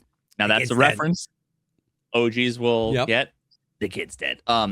The second prediction is that eBay is going to eventually turn into like whatever they are going to pivot into what a bunch of companies were trying to emulate eBay, but in their own niches for. Like, I think it's going to get more niche because before eBay started off and it blew up and blew up and blew up and blew up. And now it's like, oh, it's not really. Yeah. That's where you're going to get like trading cards and signed baseballs. It's going to like. Yeah. The number of websites that ended up being like we're the eBay but for collectibles, you know, like we're the auction house for all the all the Wada game scam bullshit, whatever. Yeah, eBay is probably just gonna end up like rebranding and turning into like that. I mean, it's like they have this pretty like synergistic relationship with like scalpers. New Pokemon set comes out, somebody bots the website, they buy them all. Where are they going to list them? Right? They're not going to put up a tent in their front yard. They're going to list them. You can't open up as a Amazon. Exactly. They're going to list them on eBay at and let the auction do its thing. Right? So it's like eBay is obviously still relevant as like an auction house. And yeah, people are saying like nowadays mostly it's new stuff. Like it's not even necessarily used stuff, which is I feel like what it was much more so back in the day. But it's like the other half of the scalping industry. Not that that's necessarily eBay's fault. They're just an auction site, so that's where you would go. But wait, one of the guys. Did you ever see The Big Short? Yeah. One of the guys there that made $100 million. I don't know if he was the guy. Michael Burry. He made $100 million and generated over $700 million in total profits from the Scion Capital thing. He after that deal, that guy had a stake in GameStop. Then he was like, "Nah, dog, I'm out." He's like, "Fuck." Oh my god. Yeah, that's so funny. Can you imagine seeing that? Like, and thinking like this guy's in charge of GameStop. How does anybody? Yeah. When was that? Do you know? Was that like in the last month? Yeah. Last 5 days? Nah, I don't think in the last 5 days, but I think in the last like 2 weeks. Yeah. Oh. Yeah. Well, the stock really hasn't changed much, I guess. I feel like you could have pulled anybody out of a GameStop store, anyone, and asked them that question, and they would be like, "Yeah, I don't know. That math doesn't have math. They should figure that out." But for the CEO to be like, "I don't understand your question." Oh my god! To have bought. Wait, when did the game? Oh, this graph I'm seeing. I'm like looking at the all-time graph, and it was 2021 that the meme shit happened, where it just is a straight line up from $2 a share to $80 something a share. Bro, that guy made so much money.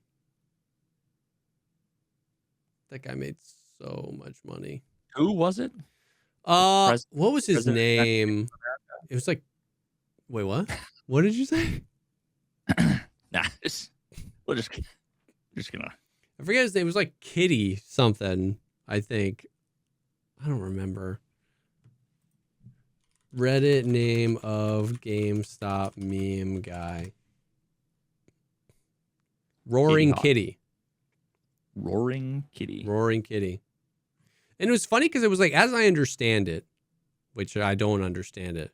Like Baron Trump's online username. It was a combination of like, this was like a Reddit user that genuinely believed like GameStop was undervalued. And like he wasn't trying to pump and dump. Like he genuinely believed and he put his position. And then like, I don't know how the meme started going, but I know that the meme really took off when it was like,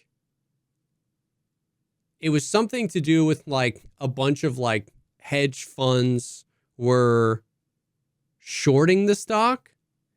And what it became was like, if we can drive the price up, the higher it is, anyone that's shorting it loses their money. And if we, so it was like a fuck you to all these dickheads. And so I don't like, so like he posted that and then somehow it turned into a meme. And then somehow that meme got a hold of the fact that a bunch of the like BlackRock guys were shorting it. And they were like, we can short squeeze them. If we can raise it high enough and keep it there long enough, they bleed so much money, they'll have to get out of their position and just lose a fuck ton of money. And it was like, was it BlackRock? I don't know.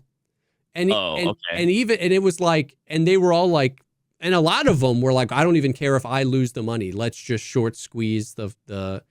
Now that's my oversimplified, probably wrong assessment of this thing that happened 6 years ago. So like, please don't come at me in the comments, but like that was as I understood it. But I don't think, and correct me if I'm wrong, that Roaring Kitty was like, I'm a degenerate Reddit user. Let's pump and dump GameStop stock. Like, I think he just was the impetus of it. And because the meme started, he made like $800 million or whatever it was.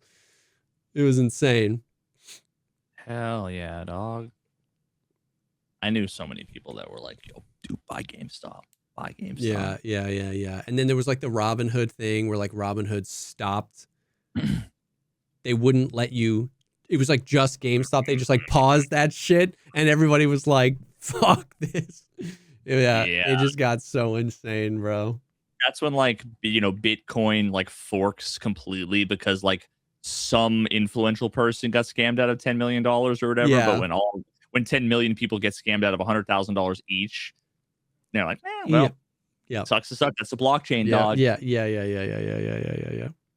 Imagine a decentralized, extremely inefficient and environmentally and time-consuming, costly alternative to currency.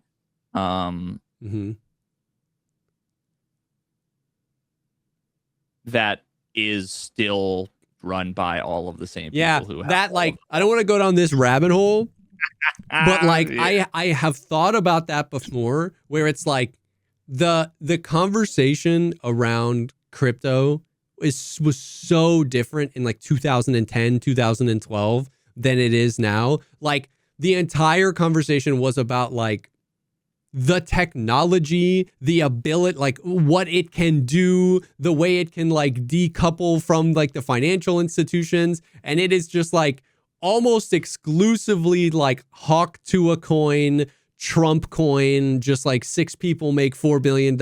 Everybody that thinks those people are cool are out of, some amount of money. It's like now, once again, I say that as like an outsider. Like maybe there are people who are still championing like the good parts of it, right? But it's just it's been swallowed whole by the grifter, like crypto, you know what I mean? And for better or for worse. Once again, I don't know enough to know. Maybe that technology, it was like a black hole. Maybe it genuinely could have changed the world, but because it passed the event horizon of Hawk Tuah and Donald Trump, that it just got sucked in and now the light can't escape. But it is, I think about that often, where I was like, where are all the people that were talking about like the actual cool stuff about crypto? Half of them pumped and then half of them got dumped. Yeah, I mean, I guess that's true. Speaking of event horizons, I'm gonna cross the event horizon into the content black hole that is the PP, and I'm just gonna say I made this metaphor like 2 or 3 days ago Okay. with my dad. Because I remember trying to explain to him like NFTs. Oh my God. Back in the day, That's and, another like, one. I wasn't exactly defending NFTs, but I wasn't defending like the ethos of NFTs or the blockchain, but I was really defending, although it would have been just indistinguishable from him, because I was like, no, actually, there's like Yeah. real, Yeah. the concept of like digital collectibles, Yeah. like a CS:GO knife that you enjoy not for an investment, but like Yeah. the thing is that I think like nobody actually, I can't accept that anyone likes Bored Ape Yacht Club art No. in the same way that even remotely 1% of the same way that holding a knife in CS:GO actually provides you infinitely more value than an avatar I can just screenshot. But we were talking again about it, and shoot me in the comments. At this point I give 0 fucks. I'm sure by now you've already written Veritas sucks in the comments if you're Yeah, true. That's true. In the same way that like crypto was an alternative and a better and a solution to like the problems with like money Yeah. and like centralized power and wealth and whatever. In the same way that Trump was a solution to politics as usual. Yeah. In every way that everyone loved Trump, at least Trump pre-term 1 was like drain the swamp. Remember that? Yeah. He is insofar as so many people wanted him to be president, was the extent to which he was a political outsider. He wasn't a politician. Yeah. The thing is that the problem that we all have, everyone in the world has with politicians, it's not that it says POLITIC. Yeah. It's the fact that we associate a certain collection of traits, i.e., dishonesty, grifting, doing things, at the expense of your constituents, lying, just generally being terrible, enriching yourself to the extent. So, like, Trump is to the answer to politicians in the same way that crypto was an answer to fucking fiat currency or whatever. It's like it's the same thing with an even shittier name on it, because I never got rug pulled out of the US dollar, and I lived through the financial crisis of 2008. And it's almost like a mentalist thing where it's like you can if you just say that the solution is an outsider, then that, like, it's the similar thing where it's like everybody knows everything's fucked up. The solution is we need this, and it's like I've aligned with you, like everything is fucked up, and then you've like sleight-of-handed me in. You know what I mean? It's like I don't know why I always use mechanics in all my analogies. You know what I mean? But if it's like the mechanic was like it started to get paid by Toyota to not replace these parts, you have to do this. You have to go this. Like there was like all this money from the thing or whatever, and all this. It's like. Fundamentally, the solution to that isn't to let the guy that doesn't know how to work on cars work on your car. It's we should fix the problem with the fact that these companies won't let their, like, you know what I mean? And that's kind of what you're saying. It's like, fix politics. Don't be, it's like, whoa, we should get the, so it's like, that is, but in the same way that Bitcoin was it basically, you were saying that where it was like the problems with fiat currency or whatever. It's like we can just fix those problems instead of just saying this thing should be it. You know what I mean? Dude, that's a perfect connection to. Oh yeah. The latest Professor Dave video, or it was a few days ago. Actually, it might have been it was like 3 weeks ago that he did this. He went on. Have you ever heard of Danny Jones? I've heard of Davy Jones. Danny Jones podcast. So Professor Dave went on there because he's a podcast dude that has a bunch of pseudoscientists and a bunch of grifters, and like there's a lot of overlap between him and like Joe Rogan in terms of the people that they have on. Danny Jones. Yes. Okay. Danny Jones. And so Professor Dave basically went on there to just talk to him sort of about like almost basically trying to be like, listen, if I could fucking invade the podcast bro space and try and like inject some like skepticism and some like, and of course it was like 2.5 hours long, and surprisingly, Professor Dave was like really calm and like really patient. Yeah. And it actually kind of sort of, I mean, it was infuriating in Yeah, many ways, yeah, but yeah. it went as well as I think you could have hoped. And then like a week later, he has someone else on his like next episode, and he totally mischaracterizes. Like Professor Dave is just, all he does is defend the establishment, and it was like, what? Like it wasn't what happened the next at all. week.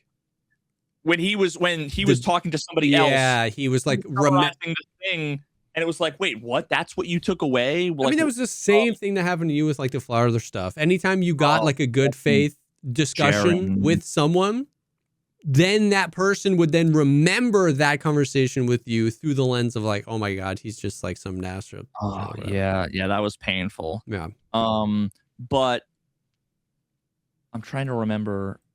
But so the irony though is the whole time with this guy he just kept going back to the like the money, bro, but like follow the money. And so he just kept saying about like, you can't trust doctors because like they're getting paid by insurance companies and blah blah blah. So you can't trust the doctors, you can't trust the establishment, you can't trust the scientists, you can't trust academia because they're getting grants from the government. Like you can't trust all this because follow the money.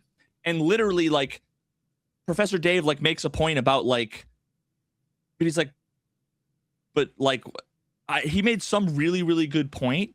And then he instantly cuts to his first of like 50 ads he had for like brain force pills, blah, blah, blah. And in that episode, Professor Dave makes the point that like the alternative healthcare industry is, it's projected to surpass $1 trillion in the next decade. It's like, so the guy can't register. It's like, but all of these grifters are making billions of dollars. Yeah.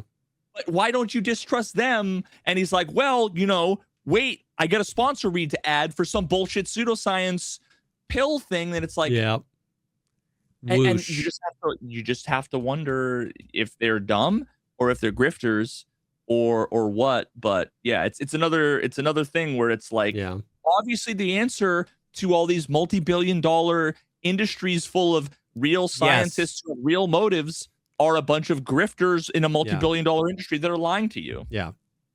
All these new things everyone's proposing these days while they're selling you stuff. Yeah, exactly.